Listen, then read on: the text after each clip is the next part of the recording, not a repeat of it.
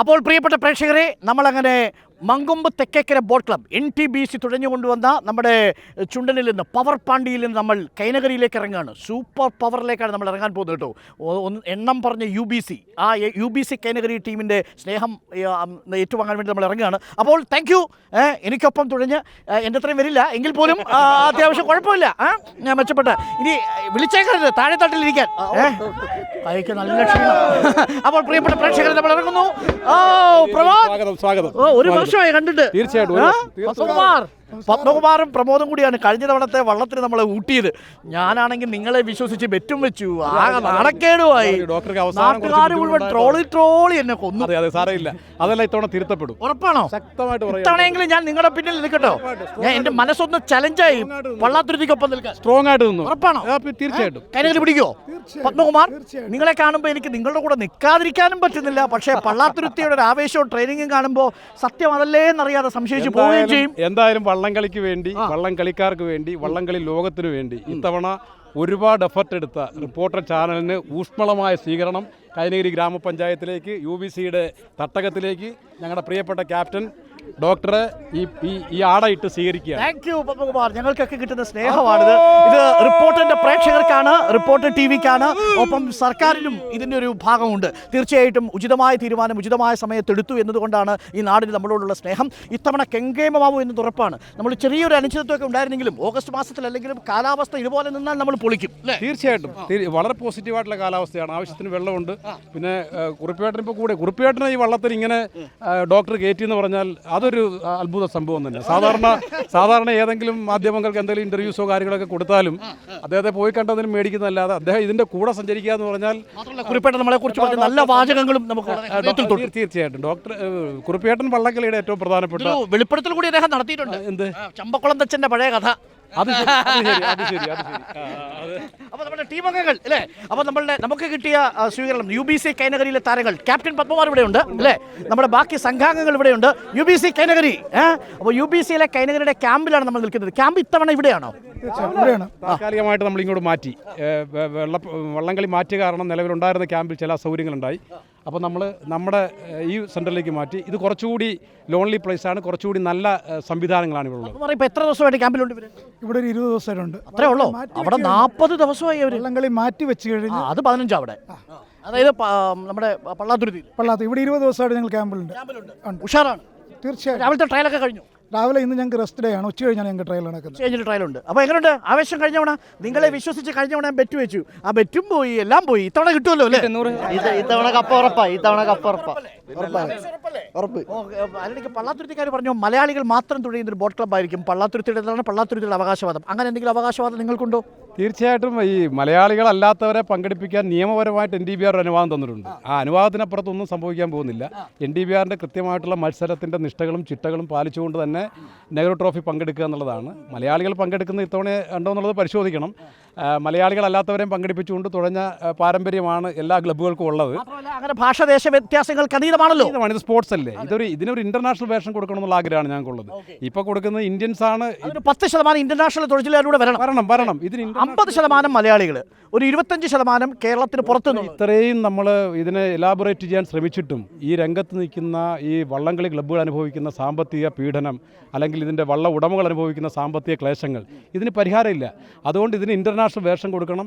International പ്ലെയേഴ്സിനെയും കൂടി ഒരു നിശ്ചിത % പങ്കെടുപ്പിച്ചുകൊണ്ട് ഇതിനെ ലോകവ്യാപകമായ ഒരു വിപണിയും കമ്പോളം ഉണ്ടാക്കണം. അതാണ് ഏറ്റവും പ്രധാനപ്പെട്ട കാര്യം. മാത്രമല്ല ഒരു സന്തോഷ വാർത്തയുള്ളത് CBL നടക്കാൻ പോകുന്നു എന്നുള്ളതാണ്. വളരെ സന്തോഷം. ഞാനിത് കണ്ടു. ഡോക്ടർ തന്നെയാണ് ഈ വിഷയങ്ങൾ മന്ത്രിയെ കൊണ്ട് കോഴിക്കോട് വെച്ച് പ്രഖ്യാപിപ്പിച്ചത്.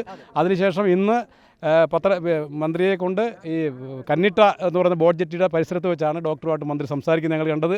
CBL ഉണ്ട് എന്നുള്ള കാര്യത്തിൽ യാതൊരു ഉറപ്പും ഇല്ലാതിരുന്ന ഒരു സമയത്ത് NDBR കമ്മിറ്റിയിൽ അദ്ദേഹം പങ്കെടുത്തു. അദ്ദേഹം പറഞ്ഞു ആലോചിക്കാമെന്ന് പറഞ്ഞ് ഒരു പടിയും കൂടി കടന്നു. എല്ലാ നടപടിക്രമങ്ങളും പൂർത്തിയാക്കി. ഇനി കമ്പനിയുടെ ബോർഡ് മീറ്റിങ്ങിൻ്റെ ഒരു സാങ്കേതിക പ്രശ്നം മാത്രമേ ഉള്ളൂ. എന്തായാലും ശരി, റിപ്പോർട്ടർ ചാനലിന് ഹൃദയാഭിവാദ്യങ്ങൾ. സ്വാഭാവികമായും ആവേശം ഇരട്ടിച്ചില്ലേ CBL? തീർച്ചയായിട്ടും. കാര്യം ഈ സാമ്പത്തിക ക്ലേശം മറികടക്കാൻ ഞങ്ങളുടെ മുമ്പിൽ വഴിയില്ല. അപ്പോൾ പ്രിയപ്പെട്ടവരെ നമ്മുടെ ക്യാമ്പ് ഇവിടെയാണ്. അപ്പോൾ ഇത്തവണയും ചുണക്കുട്ടികൾ തയ്യാറായി കഴിഞ്ഞിരിക്കുന്നു. എല്ലാവരും അല്ലേ 85 പേര് റെഡിയാണ് അല്ലേ? തീർച്ചയായിട്ടും 60 ദിവസത്തോളം. ഇനിയിപ്പോൾ 2 ദിവസം കൂടി ഉണ്ട്. ഇന്ന് റെസ്റ്റ്, നാളെ ഉണ്ട്. ഇന്ന് ഉച്ച കഴിഞ്ഞ് ട്രയലുണ്ട്, നാളെ കൂടി ട്രയലുണ്ട്. നാളെ വൈകുന്നേരം മുതൽ 28-ാം തീയതി രാവിലെ 7 മണി വരെ നമ്മുടെ പ്ലേയേഴ്സ് ഫുൾ റെസ്റ്റ്. നമ്മുടെ വള്ളമൊക്കെ ഒരുക്കാം. വള്ളം നീറ്റി കിടക്കുകയാണല്ലോ. പക്ഷേ നമ്മുടെ പള്ളാത്തുരുത്തിയുടെ വള്ളം കാരിച്ചാൽ പുറത്താണല്ലോ. അത് കരയിൽ കാരിച്ചാൽ അവർ നേരത്തെ നീറ്റിൽ കയറ്റി ഈ വള്ളംകളി ഇല്ലാതിരുന്ന സമയത്ത് അതെല്ലാം ചെയ്തിട്ടുണ്ട്. ഓരോ ക്ലബ്ബുകൾക്കും അവർക്കുള്ള അവസ്ഥ അനുസരിച്ച് എല്ലാം ഗംഭീരമായിട്ട് തലപടി തീർച്ചയായിട്ടും കരക്കായിരുന്നു. അറ്റകുറ്റപ്പണി കഴിഞ്ഞു, അതിന്റെ പോളിഷിംഗ് കഴിഞ്ഞിട്ടാണ് നമ്മളിപ്പോൾ ഇറക്കിയിട്ടുള്ളത്. ഞാൻ അവിടെ രഹസ്യം ചോദിച്ചു, മീനെണ്ണ തേക്കാറുണ്ടോ? മീനെണ്ണ തേക്കാറുണ്ടോ വള്ളത്തിൽ? മീനെണ്ണ ഇപ്പോൾ ആരും അങ്ങനെ തേക്കാറില്ല. ഇപ്പം നെയ്യ് കൊടുക്കുന്ന സമയമല്ലല്ലോ, നമ്മൾ കളിയുടെ സമയമല്ല. ഇപ്പം നെയ്യ് വള്ളത്തിൽ ഒരു 2008 മുമ്പ്, അതായത് ജിജി ജേക്കബ് പൊള്ളയിൽ എന്ന് പറയുന്ന ഒരാളാണ്.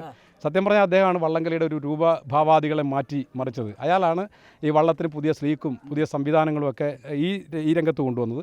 ഇപ്പോൾ ആരും ഉപയോഗിക്കുന്നില്ല. മുട്ട ഗ്രീസ് ഉപയോഗിച്ചുള്ള ഒരു ലായനിയൊക്കെ ഉണ്ട്, അതൊന്നും ഇപ്പോൾ ആരും ചേർക്കുന്നില്ല. വളരെ സത്യസന്ധമായ മത്സരമായിരിക്കും. ഒരു മായവും മറിമായവും ഇല്ലാത്ത മത്സരമായിരിക്കും ഇത്തവണ പ്രേക്ഷകർ കാണുക. അപ്പോൾ തുഴച്ചിലുള്ള ആവേശം ഉണ്ടല്ലോ, ആ ആവേശം കുറച്ചേരം തുഴഞ്ഞപ്പോൾ എനിക്ക് മനസ്സിലായി ആ ആവേശം ഇരട്ടിക്കും ഇനി വരുന്ന ദിവസങ്ങളിൽ. ഒപ്പം തന്നെ മങ്കൊമ്പ് തെക്കേക്കരക്കാർ ചില പദ്ധതിയൊക്കെ ഇട്ടിട്ടുണ്ട്. അവരുടെ വള്ളത്തിൻ്റെ പ്രത്യേകത അറിയാമല്ലോ.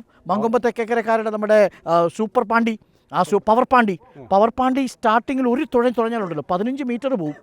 ഡോക്ടർ പോട്ടെ, ഞങ്ങൾക്ക് തർക്കമില്ല. കാര്യം ഈ എൻ്റയർ കുട്ടനാടിനെ ഡോക്ടർ മനസ്സിലാക്കേണ്ടത് ഞങ്ങൾക്ക് ട്രോഫി മതി. എൻ്റയർ കുട്ടനാടിനെ റെപ്രസെന്റ് ചെയ്ത ആദ്യത്തെ ക്ലബ്ബ് യുണൈറ്റഡ് ബോട്ട് ക്ലബ് കൈനകരിയാണ്. പക്ഷേ നിങ്ങളുടെ മുന്നിൽ ഒരു റെക്കോർഡില്ല. അല്ല, 2 ഹാട്രിക് ഉൾപ്പെടെ 12 വിജയത്തിന്റെ റെക്കോർഡുള്ള ഒരേ ഒരു ക്ലബ്ബ് UBC കൈനകരിയാണ്. പക്ഷേ കാരിച്ചാലിന് 15 വിജയമാണ്. വള്ളത്തിനാണ് അത്. വള്ളത്തിന്റെ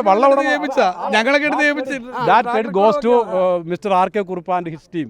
അവരുടെ വള്ളമാണ്, അവരുടെ വള്ളത്തിന് റെക്കോർഡുണ്ട്. പക്ഷെ ആ വള്ളത്തിൽ ഞങ്ങൾ ജയിച്ചിട്ടുണ്ട്. പച്ചത്തടി വള്ളം പുതിയതായിട്ട് നീറ്റിലിറക്കിയപ്പോൾ ഏറ്റവും കൂടുതൽ പ്രാവശ്യം പുത്തൻ വള്ളങ്ങളെ ജയിപ്പിച്ചുള്ള റെക്കോർഡ് UBC കൈനകരിയാണ്. 1 2 ഇവിടെ രേഖപ്പെടുത്താത്ത വേറെ റെക്കോർഡുണ്ട്. 2014 UBC കൈനകരിയാണ് പഴയ ട്രാക്കിൽ ഏറ്റവും കുറഞ്ഞ സമയത്തിൽ ഫിനിഷ് ചെയ്തിട്ടുള്ളത്. പക്ഷേ രേഖകളിൽ അത് നീക്കം ചെയ്യപ്പെട്ടിട്ടുണ്ട്. ഞങ്ങൾ ഉന്നയിക്കാൻ പോകും. അവിടെ ഉള്ള എല്ലാം ചെറുപ്പക്കാരാ. ഇവിടെ നോക്കി എല്ലാം ചെറുപ്പക്കാരാ അല്ലേ? പയറ് പോലെ നിൽക്കുന്ന മസിലൊക്കെ കണ്ടോ? അതൊക്കെ മറ്റേ തൊടയെറിഞ്ഞ് അല്ലേ? സൂര്യന്റെ ചൂട് കൂടാ ഒരു ചൂട് അനുഭവിക്കുന്നില്ല. അതുകൊണ്ട് ചോരത്തിളപ്പിന്റെ ചൂടാണ്. ഡോക്ടർ അങ്ങനെ തീർച്ചയായിട്ടും. അപ്പൊ നമുക്കത് ഉറപ്പിക്കാമോ? ഞാൻ ഈ വാക്കിലാണ് കഴിഞ്ഞ നമ്മളെ വിശ്വസിച്ചല്ല. ഇത്തവണ ഡോക്ടർ ധൈര്യമായിട്ട് പോരും. നമ്മുടെ ക്യാമ്പിൽ നിന്ന് തന്നെ നമ്മുടെ ആളായിട്ട് തന്നെ ഡോക്ടർ. ഓക്കെ, അപ്പോൾ നമ്മൾ പ്രിയപ്പെട്ട പ്രേക്ഷകർ വരിക, ഉത്സവം ഗംഭീരമാക്കുക. ഈ ജലപൂരം അവിസ്മരണീയമായ അനുഭവമാക്കാൻ റിപ്പോർട്ടറിന്റെ വലിയ സംവിധാനങ്ങൾ ഒരുങ്ങുന്നുണ്ട്. പ്രിയപ്പെട്ട പ്രേക്ഷകർ, ഇന്ന് കണ്ടതൊക്കെ വെറും സാമ്പിൾ വെടിക്കെട്ട് മാത്രമാണ്. വിളംബരയാത്ര നമ്മൾ ഗംഭീരമാക്കി. കുട്ടനാടിൻ്റെ ഹൃദയം നമ്മളോടൊപ്പം നിന്നു, ആ ഹൃദയത്തോടൊപ്പം നമ്മളും ചേർന്ന് നിന്നു. പ്രിയപ്പെട്ട പ്രേക്ഷകരെ, മനോഹരമായ ഈ വിളംബരയാത്ര നമ്മൾ UBC കൈനകരിയിൽ ഇവിടെ അവസാനിപ്പിക്കുകയാണ്. ഇനിയുമുണ്ട് കരകൾ തൊടാൻ. കരകൾ തൊട്ട് ഹൃദയവുമായി നമ്മൾ വരും. പ്രിയപ്പെട്ട പ്രേക്ഷകരെ ചേർത്ത് പിടിച്ചുകൊണ്ട് 28-ാം തീയതി ജലപൂരത്തിൻ്റെ മിന്നൽ ശരവേഗത്തിൽ ജലരാജാക്കന്മാർ നീറ്റിലിറങ്ങുമ്പോൾ അതൊരു അവിസ്മരണീയമായ അനുഭവമാക്കാൻ റിപ്പോർട്ടർ TV എല്ലാ സാങ്കേതിക തികവാർന്ന ദൃശ്യവിസ്മയം ഒരുക്കിക്കൊണ്ട് പ്രേക്ഷകർക്കൊപ്പം ഉണ്ടാവും. എനിക്കൊപ്പം ഉണ്ണി ബാലകൃഷ്ണനും സുജയ പാർവതിയും നീറ്റിലിറങ്ങും. ചിലരെങ്കിലും വെള്ളം കുടിക്കും, ചിലരെങ്കിലും വെള്ളം കുടിപ്പിക്കും. അപ്പോൾ പ്രിയപ്പെട്ട പ്രേക്ഷകരെ കാത്തിരിക്കുക. കൈനകരിയാണോ, അതല്ല പള്ളാത്തുരുത്തിയാണോ, ആലപ്പുഴ ടൗൺ ബോട്ട് ക്ലബ്ബാണോ, കുമരകം ടൗൺ ബോട്ട് ക്ലബ്ബാണോ, ഇനി അതല്ല നമ്മൾ തുഴഞ്ഞു വന്ന നമ്മുടെ സൂപ്പർ പാണ്ടിയാണോ, ആരാണ് കപ്പടിക്കുക എന്ന് നമുക്ക് കാത്തിരുന്ന് കാണാം. അതുവരെ ഒരു വലിയ സസ്പെൻസ്, അതുവരെ ഒരു വലിയ സൈൻ ഓഫ് ഫ്രം കൈനഗിരി. Thank you all.